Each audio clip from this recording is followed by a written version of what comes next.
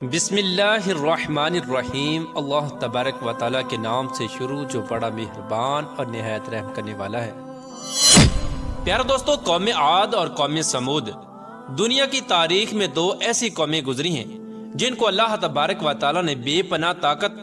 اور بے پناہ قوت سے نوازا تھا۔ ان کی طاقت کا کوئی مقابلہ نہیں کر سکتا تھا۔ یہ قوم دنیا کی لمبی ترین قوم تھی۔ ان کے جیسی قوم نہ ان سے پہلے آئی اور نہ ہی ان کے بعد اللہ تبارک و تعالیٰ نے ان کے جیسی کسی قوم کو پیدا فرمایا۔ پیارے دوستو، آج کی اس ویڈیو میں ہم قوم سمود کے بارے میں بات کریں گے جو قوم عاد کے بعد آباد ہوئی۔ قوم عاد دنیا کی سب سے پہلی طاقتور ترین قوم تھی۔ اس قوم نے اللہ تبارک و تعالیٰ کی نافرمانی کی اور گناہوں کے اندر مبتلا ہو گئے، تو اللہ تبارک و تعالیٰ نے اس قوم پر اپنا دردناک عذاب نازل فرمایا اور اس قوم کو ہلاک و برباد کر دیا۔ اس قوم کا نام و نشان صفحہ ہستی سے مٹا دیا گیا۔ اس طرح قوم عاد کی ہلاکت کے بعد ایک دوسری قوم مارز وجود میں آئی جس کو قوم سمود کہا جاتا ہے۔ قوم سمود قوم عاد کی نسل سے ہی تھی اور یہ دنیا کی دوسری طاقتور ترین قوم تھی۔ قوم عاد کی تباہی اور بربادی کے بعد عاد کے چھوٹے بھائی سمود کی نسل سے یہ قوم وجود میں آئی جس کو قوم سمود کہا جانے لگا۔ یہ قوم حجر کے علاقے میں آباد تھی اور آہستہ آہستہ یہ لوگ پھیلتے چلے گئے، یہاں تک کہ یہ لوگ مغربی اور شمالی عرب تک پھیل گئے۔ اس قوم نے اپنا دارالحکومت حجر کو ہی رکھا جو کہ شہر حجاز سے بالکل قریب واقع ہے، جسے آج ہم مدائن صالح کے نام سے جانتے ہیں۔ پیارے دوستو، اس وقت کی سب سے سپر پاور قوم عاد ثانی یعنی قوم سمود تھی۔ اللہ تبارک و تعالیٰ کا ان پر یہ خاص کرم تھا کہ یہ قوم انتہائی طاقتور تھی اور اللہ تبارک و تعالیٰ نے ان کو بے شمار نعمتوں سے بھی نوازا تھا۔ پیارے دوستو، تاریخ کی کتابوں میں اس قوم کا قد 40 ہاتھ بتایا گیا ہے اور ان کی اوسط عمر 900 سے 1000 سال تھی۔ اللہ تبارک و تعالیٰ نے ان کے جیسی قوم دوبارہ پیدا ہی نہیں کی۔ یہ ایسی قوم تھی جن کو کوئی بیماری نہ لگتی تھی اور نہ ہی ان کے لوگ بوڑھے ہوتے اور نہ ہی ان کے ہاتھ پاؤں کمزور ہوتے۔ یہ لوگ ہمیشہ جوان اور تندرست رہتے۔ یہ لوگ اتنے طاقتور تھے کہ ان کی نظر تک بھی کمزور نہ ہوتی تھی۔ پیارے دوستو، قوم سمود کی ایک نمایاں خوبی یہ بھی تھی کہ اگر قوم سمود کا کوئی مرد اپنی عورت کے ساتھ ایک مرتبہ ہم بستری کر لیتا تو وہ عورت ایک ہی بار میں حاملہ ہو جاتی۔ یہی وہ خوبی تھی جس کی وجہ سے یہ قوم عاد کی تباہی کے بعد قوم سمود کے نام سے ابھری اور جلد ہی دنیا کے اندر اپنا اثر و رسوخ پیدا کر لیا۔ ایسی شاندار قوم جس قوم کو اللہ تبارک و تعالیٰ نے بے پناہ طاقت اور بے شمار نعمتوں سے نوازا تھا، لیکن اس کے باوجود بھی اس قوم نے کون سا ایسا گناہ کیا جس کی وجہ سے اللہ تبارک و تعالیٰ نے اس قوم پر اپنا دردناک عذاب نازل فرمایا اور اس قوم کو صفحہ ہستی سے مٹا دیا اور اس قوم کو رہتی دنیا کے لیے عبرت کا نشان بنا دیا۔ پیارے دوستو، اس قوم کے گھروں کو آج بھی اللہ تبارک و تعالیٰ نے نشان عبرت کے طور پر باقی رکھا ہے۔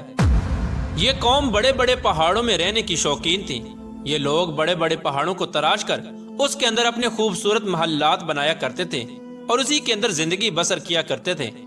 اللہ تبارک و تعالیٰ نے قوم سمود کو بہت کچھ عطا فرمایا تھا۔ سرسبز باغات، میٹھے پانی کی نہریں اور پتھریلی زمین پر ہر قسم کے پھل۔ اس قوم کے عالی شان محلات اتنے خوبصورت تھے کہ صرف دور دراز سے لوگ ان کے عالی شان محلات کو دیکھنے کے لیے آیا کرتے تھے۔ پیارے دوستو، قوم سمود اپنے عالی شان محلات اور سرسبز و شاداب باغات اور خوبصورت مرغزاروں اور نعمتوں کی فراوانی کی وجہ سے یہ قوم غرور اور تکبر میں آ گئی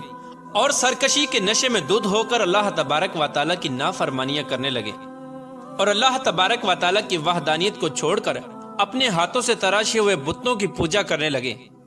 اور یہ بات بھی بھلا بیٹھے کہ کچھ عرصہ پہلے اللہ تبارک و تعالیٰ نے انہی کی قوم پر انہی گناہوں کی وجہ سے اپنا دردناک عذاب نازل فرمایا تھا اور اس قوم کو صفحہ ہستی سے مٹا دیا تھا۔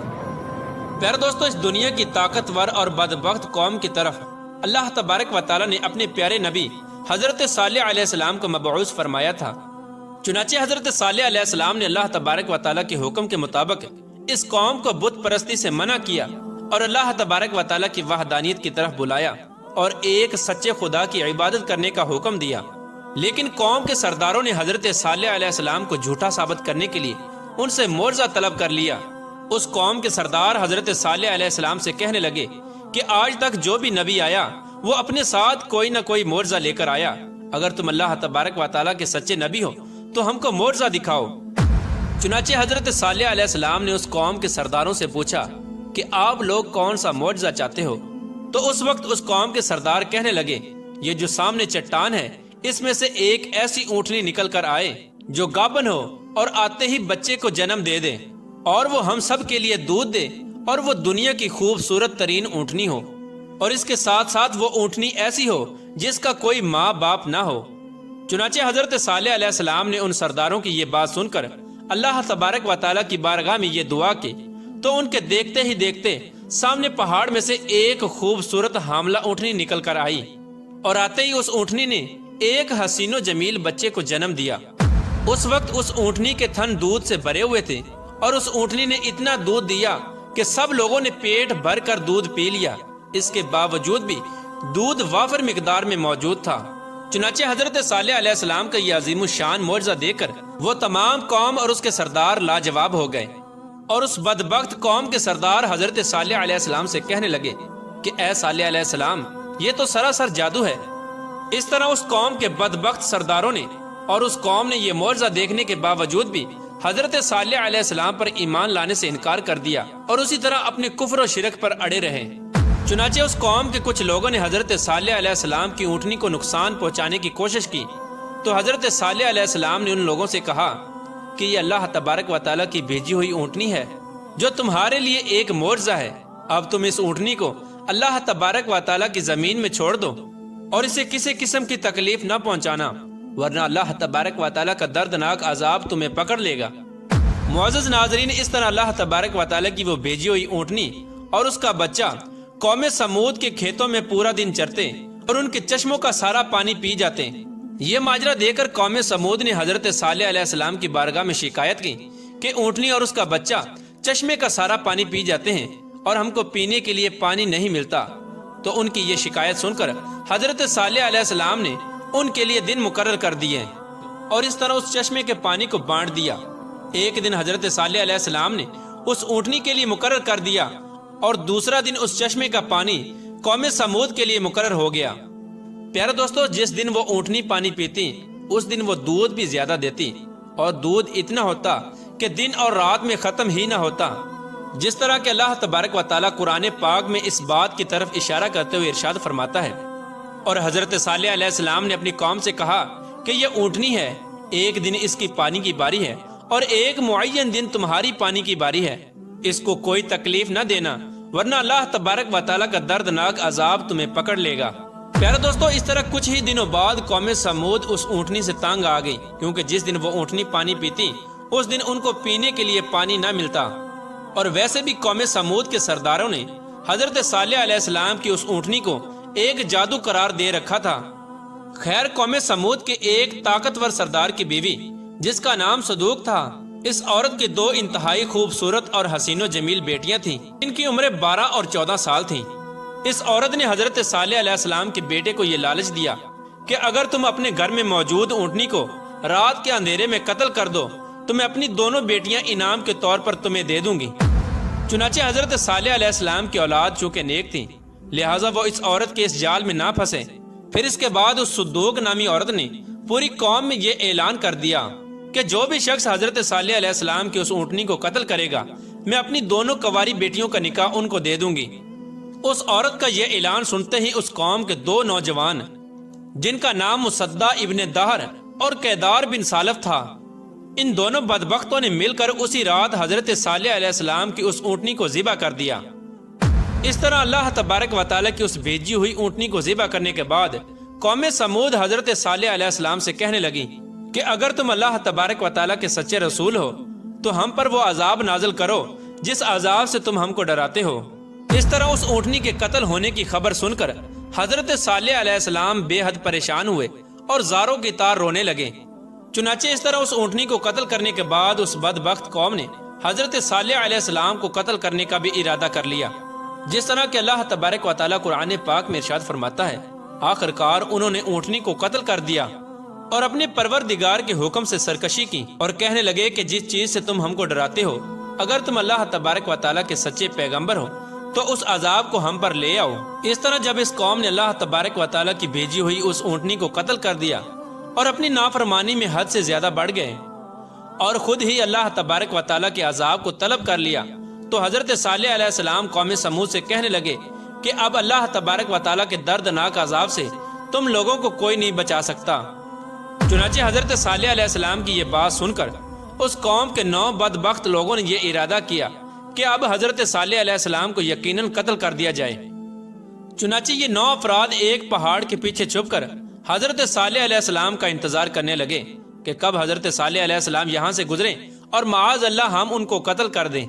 لیکن اللہ تبارک و تعالیٰ کی حکمت ایسی ہوئی کہ اللہ تبارک و تعالیٰ نے اسی رات ان 9 افراد پر پتھروں کی بارش برسا دی، جس کی وجہ سے وہ 9 کے 9 افراد ہلاک ہو گئے،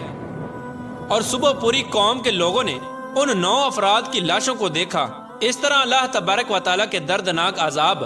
اور ان 9 افراد کی لاشوں کو دیکھنے کے باوجود بھی قوم سمود اپنی سرکشی سے باز نہ آئی اور اسی طرح بت پرستی کے اندر مبتلا رہی اور اللہ تبارک و تعالیٰ کی نافرمانیوں میں مزید حد سے بڑھنے لگے۔ اس طرح جب حضرت صالح علیہ السلام کی قوم قابل ہدایت نہ رہی تو اس وقت حضرت صالح علیہ السلام نے اپنی قوم سے کہا کہ تمہارے پاس صرف 3 دن باقی بچے ہیں، جتنی چاہے عیش و عشرت کر لو اور شراب و شباب میں گزار لو۔ 3 دن کے بعد اللہ تبارک و تعالیٰ کا دردناک عذاب تمہارا منتظر ہے۔ جس طرح کہ اللہ تبارک و تعالیٰ قرآن پاک میں ارشاد فرماتا ہے کہ جب انہوں نے اس اونٹنی کو قتل کر دیا تو حضرت صالح علیہ السلام نے اپنی قوم سے کہا کہ 3 دن اپنے گھروں میں فائدہ اٹھا لو اور یہ وعدہ جھوٹا نہیں۔ اس طرح جب حضرت صالح علیہ السلام نے اپنی قوم کو اللہ تبارک و تعالیٰ کے دردناک عذاب کی وعید سنائی تو اس قوم کے بے شرم لوگوں نے حضرت صالح علیہ السلام کا مذاق اڑانا شروع کر دیا، اور اس قوم کے بے شرم لوگ حضرت صالح علیہ السلام سے یہ کہنے لگے کہ آپ ہی بتا دیں کہ ہم یہ 3 دن شراب میں گزاریں یا شباب میں گزاریں۔ تو حضرت صالح علیہ السلام فرمانے لگے کہ پہلے دن تمہارے چہروں کا رنگ زرد ہو جائے گا، اور دوسرے دن تمہارے چہروں کا رنگ سرخ ہو جائے گا، اور تیسرے دن تمہارے چہرے سیاہ ہو جائیں گے، اور چوتھے دن اللہ تبارک و تعالیٰ کا دردناک عذاب تم پر مسلط ہو جائے گا۔ چنانچہ حضرت صالح علیہ السلام کی قوم پر اس بات کا کوئی اثر نہ ہوا، وہ اسی طرح اپنی نافرمانی میں مبتلا رہے اور اللہ تبارک و تعالیٰ کی نافرمانیاں کرتے رہے۔ اور پھر حضرت صالح علیہ السلام کے حکم کے مطابق تیسرے دن ایسا ہی ہوا، جب ان کے چہرے کالے ہو گئے تو اپنے کالے چہرے دیکھ کر وہ قوم ڈرنے لگی اور ایک دوسرے سے کہنے لگی کہ نہ جانے کون سا دردناک عذاب اب ہم پر نازل ہوگا اور نہ جانے کس طرح کے عذاب کے اندر ہم کو مبتلا کیا جائے گا۔ چوتھے دن ایک زوردار اور خوفناک چیخ آسمانوں سے نکلی، جس چیخ کی وجہ سے تمام قوم سمود کے لوگوں کے کانوں کے پردے پھٹ گئے اور ان کے دل جیسے باہر آنے لگے اور روحیں جسموں کو چھوڑنے لگیں، اور چند ہی لمحوں میں وہ لوگ جہاں جہاں پر موجود تھے وہیں اپنی اپنی جگہ پر اوندے منہ گر گئے اور تڑپ تڑپ کر سب ہلاک ہو گئے۔ پھر اس کے بعد اللہ تبارک و تعالیٰ نے ایک ایسا دردناک زلزلہ بھیجا جس زلزلے کی وجہ سے انہی کے گھروں کو انہی پر گرا دیا گیا، جس طرح کہ اللہ تبارک و تعالیٰ قرآن پاک میں ارشاد فرماتا ہے، اور جب ہمارا حکم آ گیا تو ہم نے حضرت صالح علیہ السلام کو اور جو لوگ ان کے ساتھ ایمان لائے تھے ان کو اپنی مہربانی سے بچا لیا اور اس دن کی رسوائی سے محفوظ رکھا۔ بے شک تمہارا پروردگار بہت طاقتور ہے اور زبردست ہے۔ پیارے دوستو، اس طرح اللہ تبارک و تعالیٰ نے قوم عاد کی تباہی اور بربادی کے بعد ان کی نسل میں سے قوم سمود کو ہلاک کیا اور اس نافرمان قوم پر اپنا دردناک عذاب نازل فرمایا اور اس قوم کے لوگوں کو صفحہ ہستی سے مٹا دیا۔ اور اللہ تبارک و تعالیٰ نے اس قوم کے گھروں کے نشانات کو آج بھی باقی رکھا ہے تاکہ لوگ عبرت حاصل کریں اور اللہ تبارک و تعالیٰ کی نافرمانیوں سے باز آ جائیں۔ اس قوم کے گھر آج بھی لوگوں کے لیے عبرت کا نشان بنے ہوئے ہیں۔ اللہ تبارک و تعالیٰ سے دعا ہے کہ اللہ تبارک و تعالیٰ اپنے حضور عاجزی اور انکساری کے ساتھ زندگی گزارنے کی توفیق عطا فرمائے اور ان تمام گناہوں سے ہمیں بچائے جن گناہوں کے اندر مبتلا ہو کر پہلی قومیں ہلاک ہوئیں۔